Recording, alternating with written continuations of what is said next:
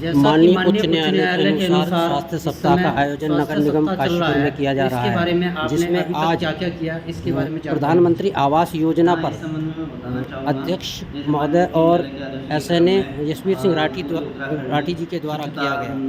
कल प्रभात फेरी का कार्यक्रम रहेगा और परसों न्यायाधीश जी के द्वारा इसमें इस कार्यक्रम का समाप्त नगर क्षेत्र के विभिन्न वार्डों में सभासदों को वार्डवासियों को साथ में लेकर एक स्वच्छता रैली और सफाई अभियान कराया गया और वार्डवासियों के द्वारा श्रमदान भी, इसमें श्रमदान का भी योगदान दिया गया है। और 13-14 को हमने नगर क्षेत्र के बड़े नालों की सफाई एवं तालाबों के आसपास की सफाई हमने कराई गई है और 16-17 को हम नगर क्षेत्र के विभिन्न जो नगर क्षेत्र में हमारे जो विभिन्न स्कूलें हैं उनके हम विशेष सफाई अभियान कराएंगे और स्कूलों के बच्चों का भी इसमें श्रमदान का योगदान हम प्राप्त करेंगे।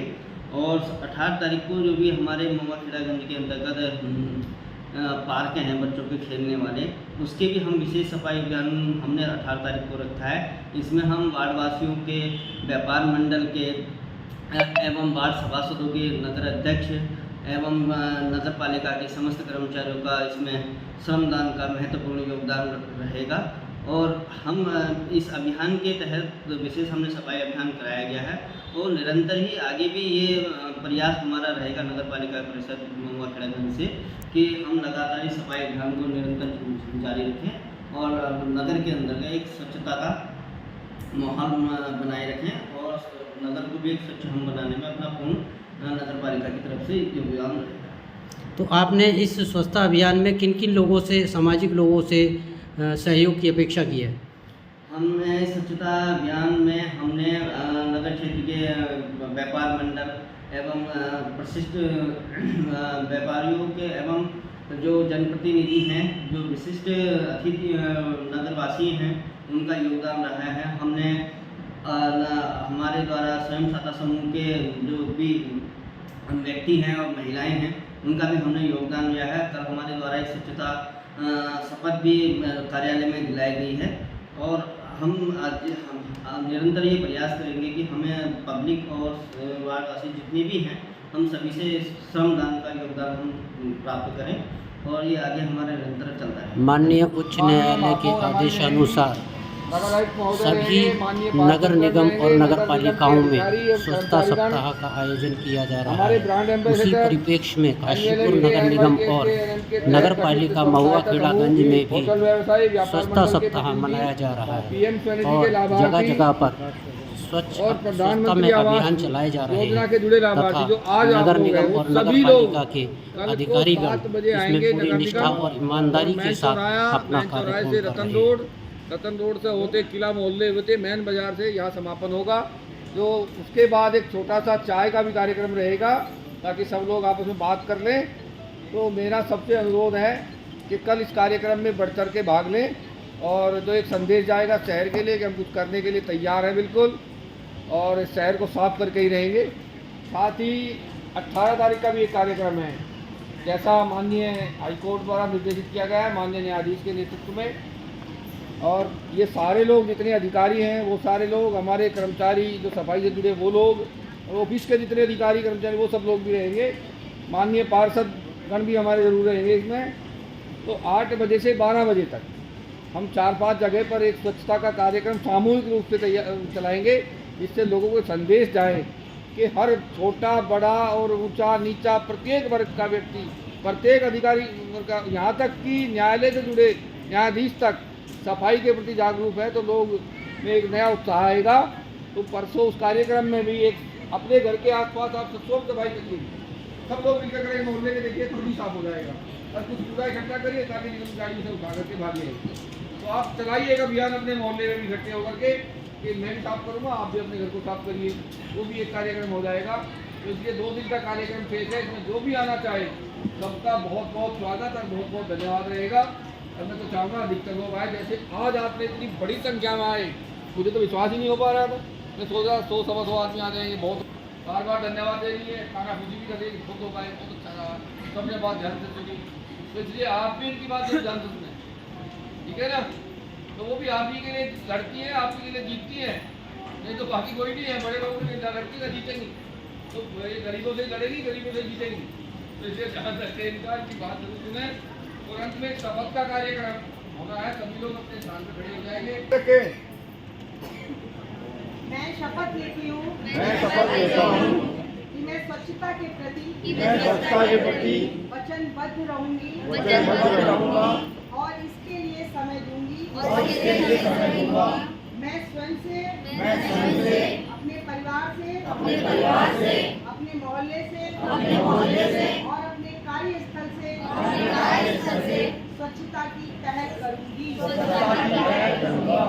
इसीलिए प्रण जो हमने लिया है तो ये मात्र हमारी शपथ नहीं है, बल्कि ये हमारा एक प्रण है जो अभी जाके आज से ही हम लोग करेंगे।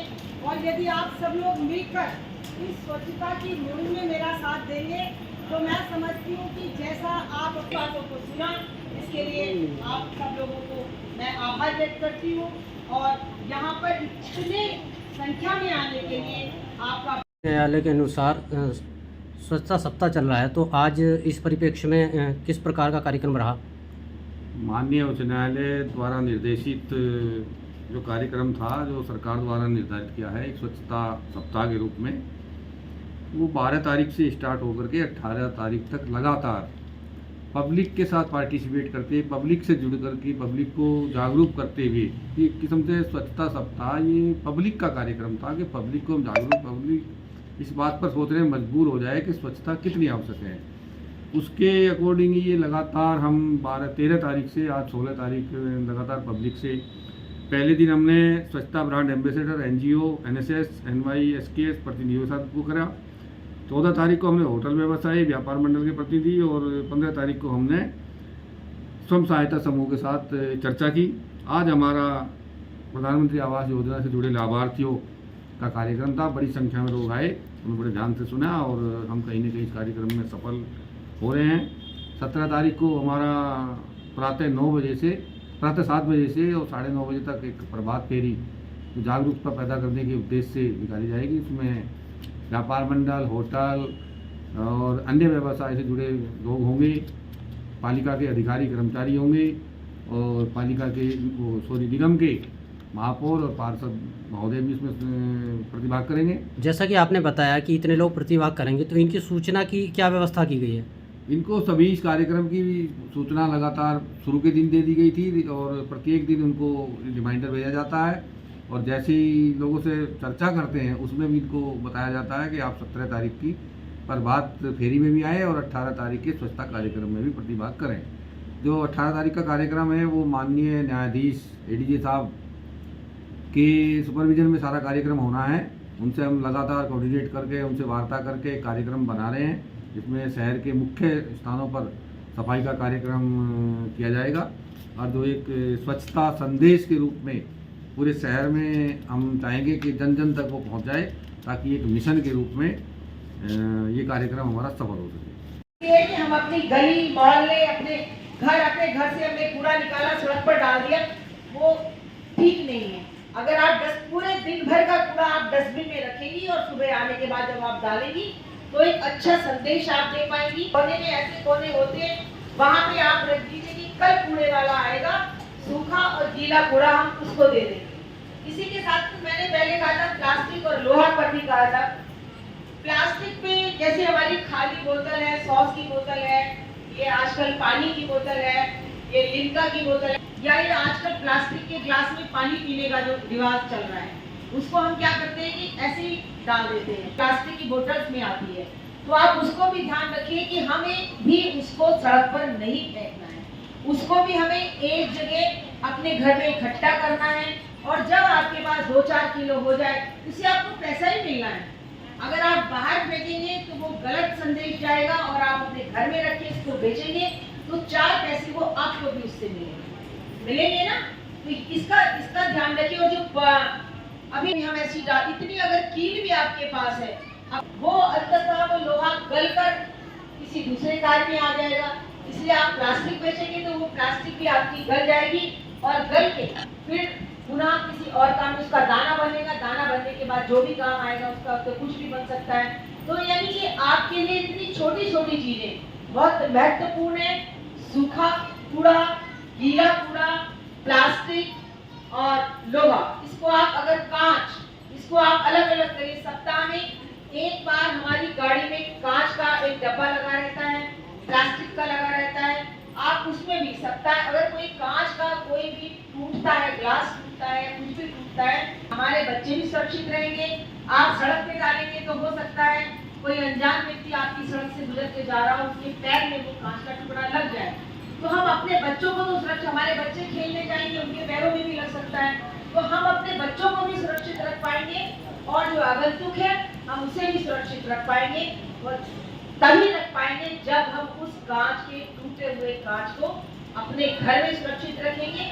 और जब गाड़ी आएगी तो गाड़ी में हम गाड़ी वाले को अलग से देंगे कि देखो भाई हमारा कांच है, ये तुम ले लो, इसको लेके जहाँ भी आपका कांच इकट्ठा होता है उसमें आप डाल दीजिए। तो ये तो हमारी हुई शहर की स्वच्छता से संबंधित बात। अब आप स्वच्छता की जो बातें आपको बताई गई, जो इन्होंने बताई, क्या आप सबके समझ में आई ये सब बातें? मुझे हाथ उठा के बताइए किस किस की समझ में आई, हाथ उठा के बताइए। बहुत बढ़िया, ताली अपने लिए ताली हो जाएगी, अपने लिए ताली हो जाएगी। आ गया कि आज के बाद और अभी से, अभी आपके हाथ में ये प्लास्टिक की बोतलें पानी पीने के लिए आई हैं, तो इन बोतल्स को भी आप यहाँ नहीं छोड़ेंगे, आप नीचे नहीं डालेंगे, बल्कि जाते टाइम सामने डस्टबिन रखा है उसमें आप पूरी बोतल्स का, खाली बोतल्स को डाल के चले जाएं। उससे क्या होगा कि ये प्लास्टिक शहर में नहीं फैलेगी, यहाँ एक जगह आएगी और इस एक जगह से हमारे यहाँ से उठ के चली जाएगी। इसी तरह से इसी तरह आने वाला वातावरण कितना दूषित हो रहा है इसकी आप कल्पना भी नहीं कर सकते। मतलब अब कल्पनीय है ये चीजें, तो इसको हमें कहीं ये काम शुरू करेंगे तो आपके बच्चे भी वही काम आपसे सीखेंगे, क्योंकि पीढ़ी दर पीढ़ी बच्चे वो करते हैं जो माँ बाप उनको सिखाते हैं। तो आप जब उन बच्चों को इस स्वच्छता के बारे में सिखाएंगे कि आप टॉफी खाया बेटा, ये टॉफी ऐसे घर में नहीं डालनी है, सड़क पे नहीं डालनी है, आपको यहाँ डालनी है, तो बच्चा जरूर डालेगा बच्चे को, क्योंकि आप लोग वो संस्कार दे रहे हैं ना, आप बच्चों को संस्कार देंगे तो बच्चा जरूर मानेगा। अब हम आते हैं प्लास्टिक पर। प्लास्टिक के विषय में आपने भी बहुत डिटेल से बताया, लेकिन मैं भी उसमें बताना चाहूंगी आपको कि आजकल क्या होता है कि हम थैला ले जाना भूल चुके हैं। हम सोचते हैं कि हम बाजार में जाएंगे और बाजार वाला पॉलिथीन तो उसके पास रहती ही है, वो हमें दे देगा, चाहे फल हो चाहे सब्जी हो। थैला ले जाने की क्या जरूरत है हम लोगों को, क्यों थैला ले जाएं? लेकिन कभी आपने इसका दुष्परिणाम को सोचा है? वो सिर्फ तुम हमारी जो सब्जी है, जो भी कुछ आप ले रहे हैं हमारे थैले में डाल दीजिए, तो देखिए दुकानदार भी परेशान हो जाएंगे। वो भी एक समय ऐसा आएगा कहेंगे अरे भाई हमसे तो आजकल कोई पॉलिथीन लेता ही नहीं है, तो वो रखना ही बंद कर देगा। अगर आप उसको खत्म करना चाहते हैं तो आप सबसे पहले ये पहल कर सकते हैं कि पॉलिथीन ही खत्म हो जाएगी, क्योंकि दुकानदार से जब कोई लेगा नहीं तो दुकानदार भी हमारे शहर में पॉलिथीन लाएगा ही नहीं, और ये सब आपके कारण ही संभव हो सकता है। अब आजकल होता क्या है कि हम बच्चे से कहते हैं कि बेटा सुबह सुबह छोले भटूरे खाने हैं, या हमें दाल और साथ में क्या आता है वो खस्ता खानी है, तो हम बच्चों से कह देते हैं जा बच्चे इसको ले आ, और आप देखते हैं कि गरम गरम दाल हो, आलू की सब्जी हो, छोले हो, आप गरम गरम पॉलिथीन की थैली में आपके लिए नुकसान नहीं पहुंचाएगा, वो आपके जीवन के अंदर कणों में घुल रहा है।